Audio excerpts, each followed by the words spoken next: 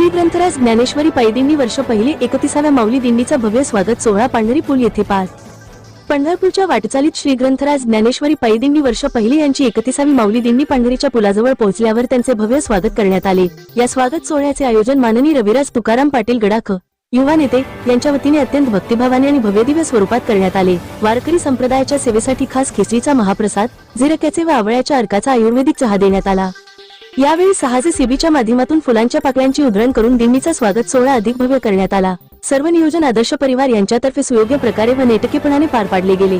स्वागत सोहळ्याचे संपूर्ण संयोजन माननीय रविराज गडाख पाटील व सौ जयश्रीताई रविराज गडाख पाटील तसेच त्यांच्या संपूर्ण परिवाराने अत्यंत सुंदर पद्धतीने केले.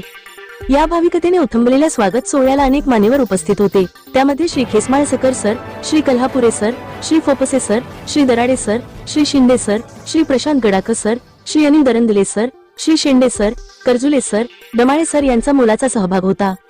या निमित्ताने पांढरीच्या वाटचालीतील हा सोहळा सर्व वारकऱ्यांसाठी संस्मरणीय ठरला असून अशा भक्तिभावपूर्ण आयोजनातून सामाजिक एकात्मता व वारकरी संप्रदायाची परंपरा अधिक दृढ होत असल्याचे मत भाविकांनी व्यक्त केले. महाराष्ट्र न्यूज प्रिंटसाठी प्रतिनिधी भाऊसाहेब खेसमाळकर. राज्यातील आणि देशातील बातम्या पाहण्यासाठी आजच आमच्या महाराष्ट्र न्यूज प्रिंट्स या YouTube चॅनलला सबस्क्राइब करा आणि मिळवा नवनवीन अपडेट.